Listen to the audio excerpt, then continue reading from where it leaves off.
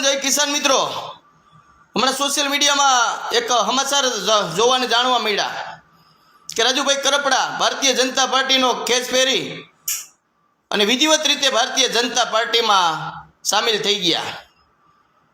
ધન્યવાદ છે રાજુભાઈ કરપડા તમને કે ખેડૂતના નામે તમે મોટા થયા, ખેડૂતો માટે લડાઈ લડી અને ખેડૂતોમાં તમે એક વિશ્વાસ પેદા કર્યો. ખેડૂતોએ તમારી બધે ભરોસો વિશ્વાસ રાખ્યો અને ખેડૂતોએ તમને ખેડૂત નેતા તરીકે સ્વીકાર્યા. અને જેવું તમારું નામ મોટું થયું, બોટાદની અંદર તમે કડદાકાંડની અંદર આંદોલન ચલાવ્યું, તમારી સાથે 200-300 ખેડૂતો પણ જેલમાં આવ્યા અને જેલમાંથી જ્યારે તમે બહાર આવ્યા ત્યારે તમારું હૃદય અંતર પરિવર્તન થયું, રાતોરાત અને તમને ભારતીય જનતા પાર્ટીમાં જવાના સપના દેખાવા માંડ્યા હતા. એ બધા એમને ખેડૂતોને દેખાતું હતું, અમે જોતા હતા, જાણતા હતા, કારણ કે તમારી વાત અને વિનયમાં ફરક હતો. તમે ભારતીય જનતા પાર્ટીના વિરોધ કરવાને બદલે ગોપાલ ઇટાલિયાને ટાર્ગેટ કરવા માંડ્યા હતા. જેમાં કોઈ ગોપાલ ઇટાલિયાનો કોઈ જેલમાં પુરાવામાં કે ગોપાલ ઇટાલિયા તો તમને જેલમાં પુરાવ્યા નહોતા, છતાં પણ તમે જેલમાંથી બહાર આવી જે કંઈ તમારે વાટાઘાટો થયો હોય, જે કંઈ તમારે સોદાબાજી થઈ હોય એ ભગવાન જાણે. પણ તમે રાજુભાઈ કરપડા જે ખેડૂતો માટે લાગણી હતી, ખેડૂતોને તમારા ઉપર જે લાગણી હતી અને ખેડૂતોને તમારીમાંથી જે વિશ્વાસ હતો તે વિશ્વાસઘાત ખેડૂતોનો કર્યો છે તમે રાજુભાઈ કરપડા. સોનું ગણીને હૈયે થઈ રહ્યા હતા તમને, તમે કથીર નીકળ્યા છો. સુરજ દાદાની વાત કરો ને, કાઠીનો દીકરો કદાચ મનોમન સુરજ દાદાનું નામ લઈને કઈ ગાંઠ વારે તો આજીવનની ગાંઠ છોડે નહીં. અને તમે જાહેર જનતાની વસારે સુરજ દાદા ઉગમણાથી આથમણા ઉગે તો રાજુ કરપડા ભારતીય જનતા પાર્ટીમાં ન જાય. આ શબ્દો મારા નથી, આ શબ્દો તમારા છે. એવી રીતે તમને શું અપેક્ષા હતી, એવી રીતે તમને શું લાલચ હતી કે તમને ભારતીય જનતા પાર્ટીએ વાલી મીંડી લાગવા? અરે જેની સામે સંઘર્ષ કરતા હોય, જેની સામે લડાઈ કરતા હોય, જેને મન ફાવે એમ આપણે ભાષણ કરતા હતા, જેની સામે એના જ ખોરામાં જઈને બેહવાનું.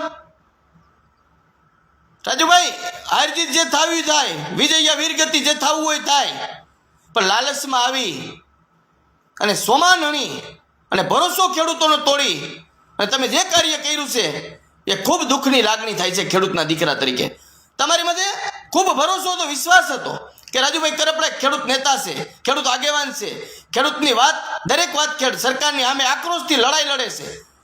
પણ રાજુભાઈ કરપડા તમે જેટલી આક્રોશથી લડાઈ લડતા હતા, અત્યારે તો એવું સાબિત થયું કે માત્ર ને માત્ર તમારી કોઈ પણ અપેક્ષા સંતોષવા માટે ખેડૂતને તમે ટાર્ગેટ કરી ખેડૂતના નામે રાજકારણ કર્યું હોય એવું દેખાય છે, ખેડૂતોના નામે તમે રોટલા શેકા હોય એવું દેખાય છે. અને આજે તમે વાત કરો છો કે સત્તામાં જઈ અને ખેડૂતોનું હું ભલું કરીશ, આવું જ અમારો હાર્દિક પટેલ કહેતો હતો, આવું જ અલ્પેશભાઈ ઠાકોર કહેતા હતા. હજી એક અમારા અલ્પેશભાઈ કથિરિયા પણ આવું કહીને ભારતીય જનતા પાર્ટીમાં હમણાં ઘરે ઘરે જઈને ભારતીય જનતા પાર્ટીનો પ્રસાર કરે છે.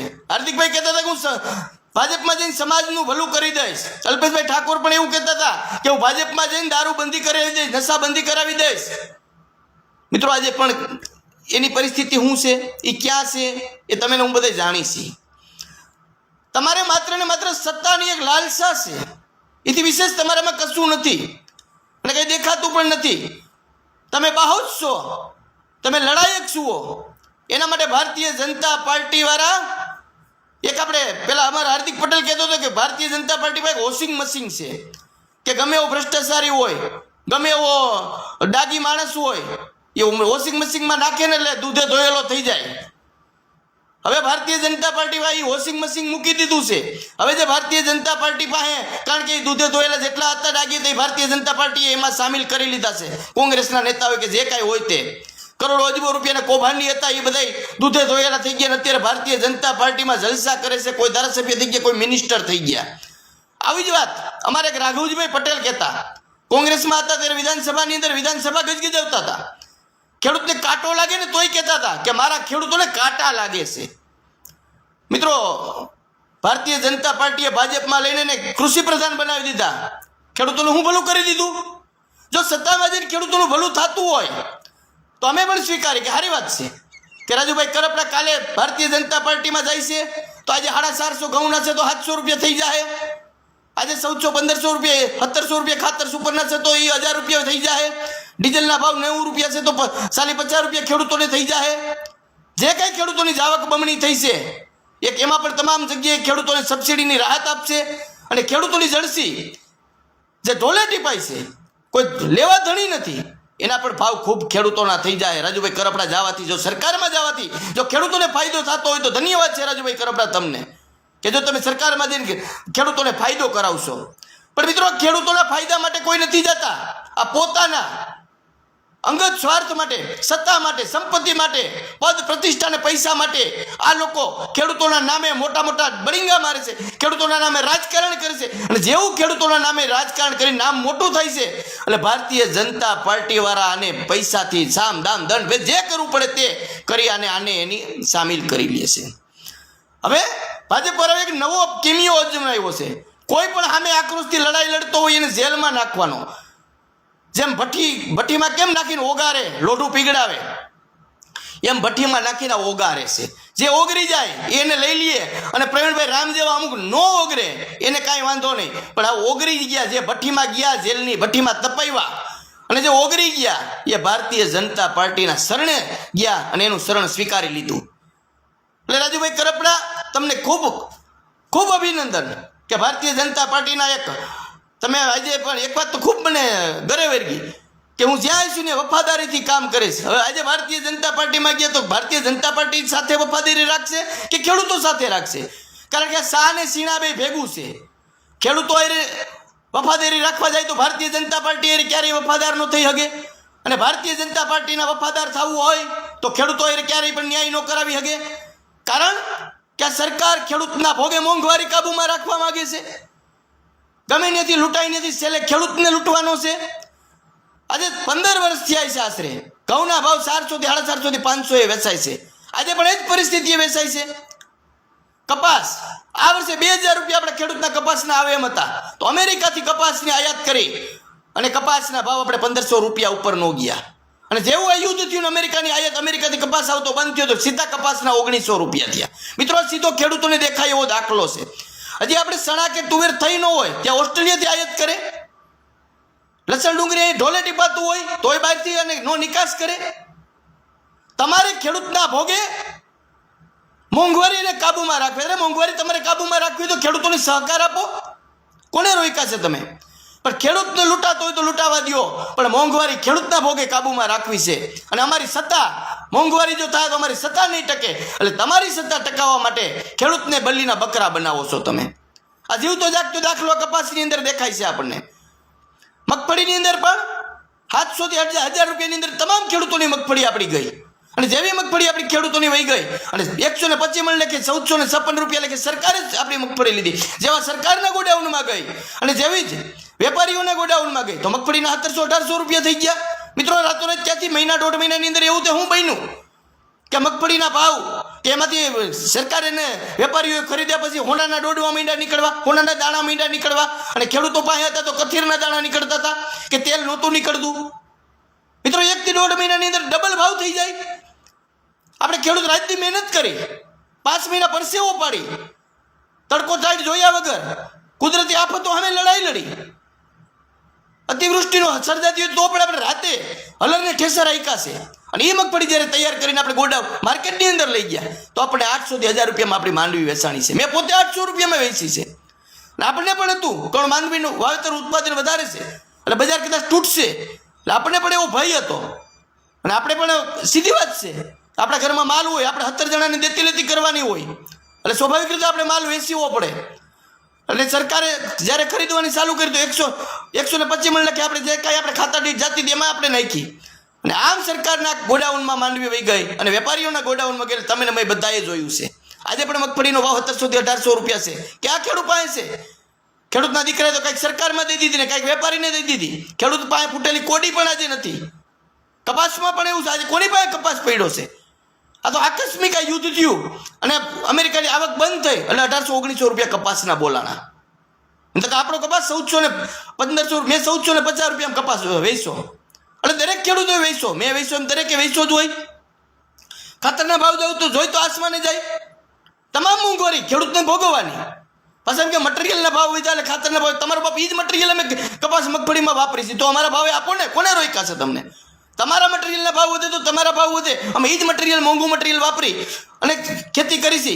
ડીઝલ મોંઘું વાપરીને ખેતી કરી, મોંઘા ઓજારથી ખેતી કરી છે, મોંઘા ટ્રેક્ટરથી ખેતી કરી છે, મોંઘા બિયારણથી, મોંઘા દવાથી, મોંઘી મજૂરી ચલાવી છે. તો અમારા માલના ભાવ ન વધે. અમારા માલના ભાવ ગયા વર્ષે કરતા આ વર્ષે ઓછા થાય અને તમારા મટીરિયલ વધે સીધા ભાવ વધે. આ કઈ વાતનો ન્યાય છે? આ ખેડૂતો સાથે તમે શું ન્યાય કરવાના છો? સીધો જાગતો દાખલો છે. ખેડૂતો સાથે ક્યારેય આ લોકો ન્યાય કરવાના નથી. આ માત્ર ને માત્ર ખેડૂતના નામનો ઉપયોગ કરે છે રાજનેતા બનવા માટે. ખેડૂત કેમ જાણે ફેક્ટરી હોય કે ખેડૂતના નામે કોઈ પણ નીકળી જાઓ અને એકાદી વાર જેલમાં જાઓ અને થોડુંક એકાદી સારી પાર્ટી આવી, નવી ઉભરતી પાર્ટી પકડી લ્યો એટલે એમાં તમારો થોડોક ચહેરો ચમકતો થાય, લોકો તમને સ્વીકારવા માંડે એટલે સામદામ દંડ ભેદ જે કાંઈ ઓલા લોકો તૈયાર રાખ્યું હોય એની વરમાળા પહેરી લ્યો અને એના જય જયકાર, એના ગુણ ગાવા માંડો. શા માટે ખેડૂતોને મૂર્ખ બનાવો છો?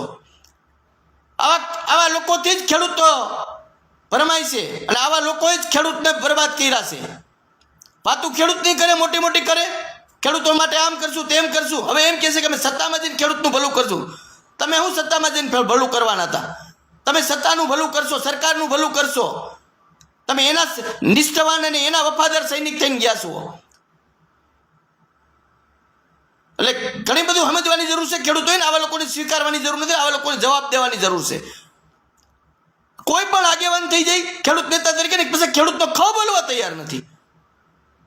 ખાતરના ભાવ વધે તો પણ કોઈ ન બોલે, ખેડૂતનો માલ ઢોલે ટીપાતો હોય તો પણ ન બોલે. માત્ર ને માત્ર પદ પ્રતિષ્ઠા અને પૈસા પોતાને કેમ કમાવા એ જ એક ધ્યાન હોય. આવા તો અસંખ્ય ખેડૂત નેતાઓના દાખલા દઉં, નામ લઈને કહી હકી કે ખેડૂતના નામે ખેડૂત નેતા તરીકે ઓળખાય છે, પણ ખેડૂતનો ખ બોલતા નથી કોઈ. અને ચૂંટણી આવશે એટલે અમે ખેડૂત નેતા, અમે સમાજના નેતા, અમે ધર્મના નેતા. કાંઈક તો માણાના પેટના થાવ, કાંઈક તો પ્રજાનું વિચારો, કાંઈક તો ખેડૂતનું જેનું ખાવશો એનું શા માટે ખોદો છો? 450 હવા 400 ઘઉં ઢોલે ટીપાય છે. ખેડૂતના દીકરાને ખબર હોય કેવી રીતે ઘઉં થાય છે. પણ તમારે તો શું છે? તમારે તો ખેડૂતના ભોગે મોંઘવારીને કાબૂમાં રાખવી છે ને સત્તા કરવી છે. તમારી સત્તા કેવી રીતે ટકે એના માટે ખેડૂતનું જે થવું હોય, ખેડૂત પાઇટમાં પડે, એનો માલ જે થવું હોય થાય, પણ એ તમારે જોવાનું નથી. તમારે તો અમારી સત્તા કેમ ટકે છે માત્ર એટલું ને એટલું તમારે ધ્યાન દેવાનું છે. થોડુંક નીતિ ન્યાય નીતિની વાત કરો. ભગવાન રાજી રહે, પ્રજાને રાજી રાખો તો ભગવાન રાજી રહે. અને જો ખેડૂતનું ઉઘાડા પગાનું જો તમે ખરાબ કરશો, એનું અહિત કરશો તો છોકરા ગાંડા થાય. યાદ રાખજો. ખેડૂત અન્યાય તમે કરીને ખેડૂતને આવી ખોટી લાલચ રાખી, ખેડૂતનો વિશ્વાસ જીતી અને ખોટા ખેડૂતના નામે તમે રાજકારણ કરશો તો છોકરા ગાંડા થાય. યાદ રાખજો, તમારે જોવાનું રહે કેટલાયના થયા હોત. અને તમારે વાઇસ નાખવા વાળા પણ નહીં રહીએ, યાદ રાખજો. એટલે મારી વાત દરેક ખેડૂતને હું તો વિનંતી કરી કહું, ખેડૂત સંગઠિત થાવ ને આવા લેભાગુ તત્વોને જે ખેડૂતને ગુમરાહ કરતા હોય આવા લોકોને ઓળખવાની જરૂર છે. અને ભારતીય જનતા પાર્ટી ક્યારેય ખેડૂતનું ભલું નહીં કરે. એ ખેડૂતના ભોગે મોંઘવારીને કાબૂમાં રાખવા નીકળ્યા છે. અરે તમારે મોંઘવારી કાબૂમાં રાખવા તો હો રસ્તા છે. ખેડૂતનો દીકરો 3 રૂપિયામાં ટમેટા દે વેચતો હોય તો માર્કેટમાં લેવા જાવ તો 30 રૂપિયાના થઈ જાય. આ 27 રૂપિયા ક્યાંથી આવી જાય છે? એટલે દરેક ખેડૂતોએ જાગૃત થવાની જરૂર છે અને ખૂબ સમજવાની વિચારવાની જરૂર છે. અને આવનારી ચૂંટણીમાં આમ આદમી પાર્ટીને સહકાર આપો. કોઈ પણ નાતી જાતિ ભૂલી જાઓ, ધર્મ ભૂલી જાઓ. માત્ર ને માત્ર પ્રજાલક્ષી, પ્રજાનું હિત કરી શકે એના માટે આમ આદમીને એક ફેર સહકાર આપો. અને આમ આદમી પણ કાલે પણ જો ખેડૂતો માટે અન્યાય કરે, પ્રજા માટે અન્યાય કરે તો એને પણ ઠોકરે મારી દેવાની હોય. એ આપણા માસીના દીકરા નથી. આ 35 વર્ષથી એકને ધબા મારી છે આપણે. જેમ મન ફાવે એમ આપણે એને મત દીધા છે, લાલિશમાં આવીને દીધા છે. 2 મોહનથાળના ઢેપલાને 2 ભજીયા ખવડાવી દઈને મત દીધા છે આપણે. ક્યારેક આપણું તો વિચારો કે 10 વર્ષ પહેલા ઘઉં વેચતા આજે એ ભાવે વેચી છે, 10 વર્ષ પહેલા કપા વેચતા આજે એ ભાવે વેચી છે, 10 વર્ષ પહેલા માંડવી વેચતા આજે એ ભાવે વેચી છે. અને લેવા જાવ તો ક્યાંય તમારું બાપ સસ્તું આપણને કોઈ નથી દેતું. તમામને ભાવ 2 થી 3 ગણા વધ્યા છે. એટલે દરેક ખેડૂતોને વિનંતી છે, નમ્ર બે હાથ જોડીને વિનંતી, સંગઠિત થવાની જરૂર છે. અને નાત જાત ભૂલી જાવ ને કોઈ પણ નાતનો હોય, કોઈ પણ જાતનો હોય, ભારતીય જનતા પાર્ટીની સામે ઊભો હોય ને, ભારતીય જનતા પાર્ટીની સાથે હોય ને, એ કોઈથી ખેડૂતની સામે જ હોય, એ કોઈથી ખેડૂતની સાથે ન હોય. એટલે ભારતીય જનતા પાર્ટીને ભૂલી જવાની જરૂર છે.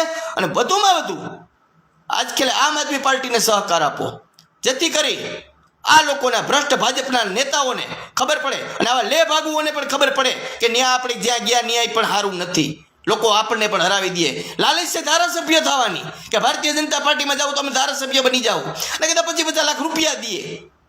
એટલે આવા લોકોને પણ ઓળખવાની જરૂર છે, આવા લાલચુ લે ભાગુ લોકોને ખાસ કરીને.